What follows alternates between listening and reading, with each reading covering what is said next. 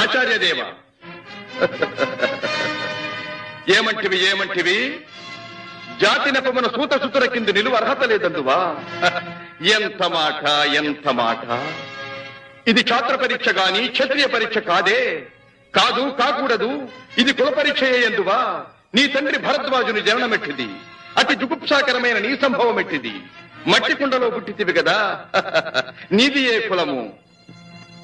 ఇంత ఏల అస్మత్ పితామహుడు కురుకుల వృద్ధుడైన ఈ శాంతనవుడు శివసముద్రుల భార్య గంగా గర్భమున జనించలేదా? ఈయనదే కులము. నాతో చెప్పించువేమయ్యా? మా వంశమునకు మూల పురుషుడైన వశిష్ఠుడు దేవవేశ్యకు ఓపుత్రుడు కాడా?